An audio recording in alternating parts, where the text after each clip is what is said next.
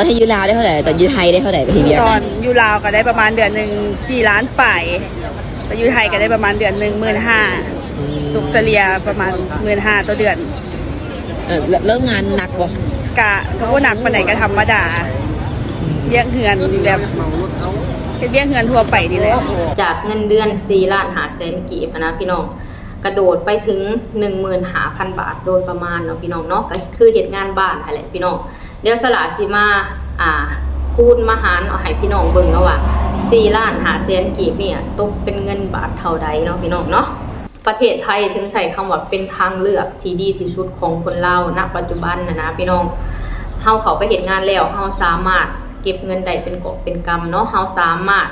สร้างเนื้อสร้างตัวได้ไว้นะพี่น้องสบายดีพี่น้องสวัสดีค่ะพี่น้องจ๋ามื้อนี้มาพบกับช่องสาวหลาชาแนลอีกแล้วเด้อมาพบมาพ่อกับสาวหลาอยู่เพื่อนเด้อพี่น้องบ่ได้ไปไสคือเก่าเนาะพี่น้องอยู่เพื่อนเอาลูกเนาะพี่น้องเนาะวิถีชีวิตแม่ลูกอ่อนก็สิประมาณนี้แหละพี่น้องณตอนนี้ก็เป็นเวลาบ่ายโมงกว่าแล้วพี่น้องคนน้อยก็รับเป็นที่เรียบร้อยเนาะพอไปตีก็ไปเฮ็ดเวียกเพิ่นเนาะพี่น้องยังบ่ทันได้มาอยู่ตอนนี้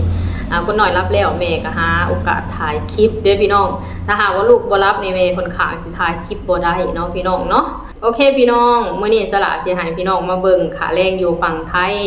กับขาแรงอยู่ฝั่งลาวเนาะพี่น้องเนาะคนลาวเขาเจ้าเป็นหยังคือตัดสินใจไปเฮ็ดงานอยู่ไทยเนาะพี่น้องเนาะทั้งที่งานอยู่ลาวก็มีค่ะนะพี่น้องก็คือว่าเลยเนาะพี่น้องเฮาต้องหาบ่อนที่ดีกว่าเนาะพี่น้องเนาะสาวลาวก็ไปเห็นคลิปของสาวลาวคนนึงเนาะพี่น้องเพิ่นก็ได้ลงไว้นะพี่น้องสาวลาวคนนี้เพิ่นก็เคยเฮ็ดงานอยู่ประเทศลาวแหละพี่น้องพอมื้อนึงเพิ่นก็ตัดสินใจไปเฮ็ดงานอยู่ประเทศไทยเนาะพี่น้องเนาะไปกับจัดหางานนะพี่น้องสาวลาวคิดว่าเขาเจ้าแบบว่าเป็นหน่วยงานจัดหางานแบบว่านำคนลาวไปเฮ็ดเวียกอยู่ประเทศไทยเนาะพี่น้องว่าง่ายๆก็คือไปกับแรงไปกับใช้คำว่าไปกับจัดหางานนั่นแหละพี่น้องสลากับไปเห็นเพิ่นถ่ายคลิปลงนะเพิ่นบอกว่าเปรียบเทียบรายได้ว่าซั่นไทย vs ลาวว่าซั่นสลาก็เลยเข้าไปฟังเบิ่งเนาะพอฟังแล้วสลาก็อยากนำเสนอเรื่องลาวนี่ต่อนะพี่น้องเป็นหยังคนลาวคือตัดสินใจไปเฮ็ดงานอยู่ไทยเนาะพี่น้องเนาะทั้งอยู่ประเทศเจ้าของก็มีงานเฮ็ดอยู่นะพี่น้องสละเสือมีที่ไปที่มาเนาะและก็เชื่อเหลือเกินว่าคนเฮาต้องหาบ่อนที่ดีกว่าเนาะพี่น้องเฮ็ดงานทั้งที่เฮาต้องให้มันได้คุ้มกับสิ่งที่เฮาเสียไปเนาะพี่น้องเนาะโอเคพี่น้องก่อนอื่นเบิดสลากก็ต้องขออนุญาตเจ้าของคลิปเด้อขออนุญาตนำเสนอเรื่องราวนี้ต่อเนาะพี่น้องเพื่อเป็นแรงบันดาลใจเพื่อเป็นสิ่งที่เฮ็ดให้คนลาวรุ่นใหม่ตัดสินใจได้เนาะพี่น้องเนาะว่าเฮาสิเฮ็ดงานอยู่ไสนะพี่น้องปะเดี๋ยวเฮาไปเบิ่งคลิปกันก่อนพอฟังคลิปแล้วจังมาเว้าวิเคราะห์กันในมุมของสละเนาะพี่น้องเนาะปะเดี๋ยวเฮาไปเบิ่งคลิปกันเลยตอนที่ยูลาวได้เท่าไหร่ตอนยูไทยได้เท่าไหร่ไปทีเดียวตอนยูลาวก็ได้ประมาณเดือนหนึ่ง4 ล้านป่ายไปยูไทยก็ได้ประมาณเดือนหนึ่ง15,000ตกเฉลี่ยประมาณ15,000ต่อเดือนเลิกงานหนักบ่ก็บ่หนักปานใดก็ธรรมดา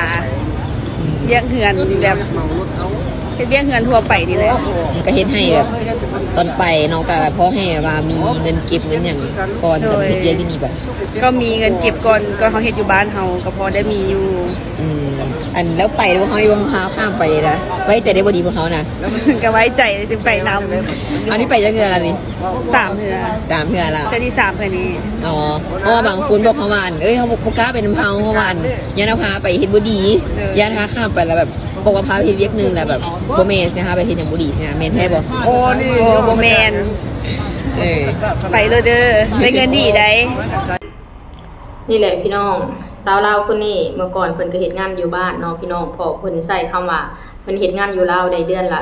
4,500,000 กีบเนาะพี่น้องเพิ่นก็เฮ็ดงานบ้านนั่นแหละพี่น้องก็เลยตัดสินใจไปเฮ็ดงานอยู่ประเทศไทยเนาะจากเงินเดือน4,500,000 กีบนะพี่น้องกระโดดไปถึง 15,000 บาทโดยประมาณเนาะพี่น้องเนาะก็คือเฮ็ดงานบ้านนั่นแหละพี่น้องเดี๋ยวสละสิมาคูณมาหารเอาให้พี่น้องเบิ่งเนาะว่า4,500,000 กีบเนี่ยตกเป็นเงินบาทเท่าใดเนาะพี่น้องเนาะเอา4,500,000 กีบหารเรทมื้อนี้เด้อพี่น้อง1 บาทเท่ากับ680 กีบเด้อพี่น้อง680นี่1 เดือนอยู่ประเทศลาวน่ะงานบ้านเด้อพี่น้อง 6,617 บาทเนาะพี่น้องได้แค่ 6,617 บาทต่อ1เดือนเด้อพี่น้องพอไปเฮ็ดงานอยู่ประเทศไทยปุ๊บจาก 6,000 กว่าบาทขึ้นมาฮอด 15,000 บาททันทีเนาะพี่น้องเดี๋ยวสละสิคูณมาเป็นเงินกีบให้พี่น้องเบิ่งเนาะว่า 15,000 บาทน่ะสิตกจากล้านเนาะ 15,000 บาทคูณให้680นี่พี่น้องเห็นบ่10 ล้าน2แสนกีบพี่น้องขึ้นมาเกือบทบครึ่งเนาะพี่น้องเนาะอันนี้แหละพี่น้องอันนี้ก็คือเหตุผลที่คนลาวเป็นอย่างคือนิยมไปเฮ็ดงานอยู่ไทยเนาะเพราะรายได้สูงกว่าเนาะพี่น้องเนาะคืออย่างอันชาวลาวคนนี้แหละพี่น้องเพิ่นก็ตัดสินใจไปเฮ็ดงานอยู่ประเทศไทยก็คือรอบนี้เป็นรอบที่3เนาะพี่น้องก็คือแบบว่าไปตามกรมแรงงานหั่นนะพี่น้องไปตามจัดหางานเนาะครบ4ปีแล้วเขาเจ้าก็สิออกมาต่อบัตรอยู่ประเทศลาวนะพี่น้องก็คือแบบว่าเฮาเข้าไปตามต้นทางเนาะครบ4ปีปุ๊บแล้วเฮาต้องออกเพื่อมาดำเนินเรื่องใหม่อยู่ประเทศลาวจะเข้าไปประเทศไทยใหม่นะพี่น้องก็คือเป็นรอบที่3แล้วเพิ่นว่าใส่คำว่า3 4 12แต่คำว่า12ปีแล้วเด้พี่น้องอยู่ประเทศไทยในค่อนข้างสิค่าแรงสูงเนาะพี่น้องอันนี้ก็คือเป็นงานบ้านนะพี่น้องบางคนสละเห็นเนาะเดือนนึง 20,000 ขึ้นเนาะพี่น้องสำหรับงานบ้านนะถ้าหากว่าเป็นแรงงานทั่วไปก็วันละ300 กว่าบาท400เนาะพี่น้องเนาะตามที่สละเบิ่งนะตอนที่สมัยสละอยู่นี่350 กว่าบาทเนาะพี่น้องแต่ทุกมื้อนี่วันนึงใส่คำว่าบางพื้นที่ก็400ไปแล้วเนาะพี่น้องเนาะนี่แหละพี่น้องไปเฮ็ดงานอยู่ไทยนี่ได้ประโยชน์หลายอย่างเนาะพี่น้องเนาะได้เงินเป็นกอบเป็นกำเฮาสามารถแบ่งเก็บแบ่งจ่ายได้เนาะพี่น้องเพราะว่าค่าแรงเขาค่อนข้างที่สูงนะพี่น้องคืออย่างเฮ็ดงานอยู่บ้านเฮานี่ก็ใส่คำว่าค่าครองชีพมันสูงกว่าค่าแรงนะพี่น้องเดือนละ4ล้านในเดือนนึงหา 6,000 บาทเนี่ยใส่คำว่าบ่พอใช้บ่พอจ่ายเนาะพี่น้องเนาะเพราะว่าหยังค่าแรงเฮามันถูกกว่าค่าครองชีพนะพี่น้องค่าครองชีพค่อนข้างสิสูงเนาะคืออย่างสาวลาวคนนี้เพิ่นเฮ็ดงานอยู่ประเทศลาวได้เดือนละ4ล้าน5แสนนี่ใส่คำว่าเป็นค่าแรงที่สูงเลยเด้พี่น้องตามทั่วไปนะแถวบ้านนอกคืออย่างเมืองที่สาวลาวอยู่นี่ได้ประมาณ2ล้าน5เนาะพี่น้องเนาะคือแบบเป็นลูกจ้างทั่วไปนะเดือนนึงเริ่มต้นอยู่ที่2ล้าน5เองนะพี่น้องถ้าหากว่าเป็นในเมืองขึ้นไปก็ค่อนข้างสิสูงไปเนาะค่าแรงแต่ว่าค่าครองชีพก็สูงคือกันเนาะพี่น้องเนาะนี่แหละพี่น้องประเทศไทยถึงใช้คำว่าเป็นทางเลือกที่ดีที่สุดของคนลาวณปัจจุบันนะพี่น้องเฮาเข้าไปเฮ็ดงานแล้วเฮาสามารถเก็บเงินได้เป็นกอบเป็นกำเนาะเฮาสามารถ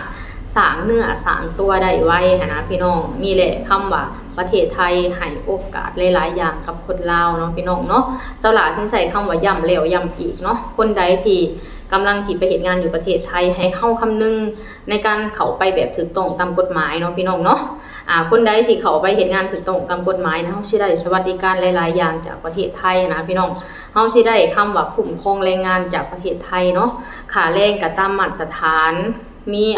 ค่าสวัสดิการต่างๆนะพี่น้องเฮาสิได้สิทธินั่นเท่าเทียมกับคนไทยเกือบว่า 100% เนาะพี่น้องเนาะนี่แหละพี่น้องเจ้าหลาก็ขอฝากให้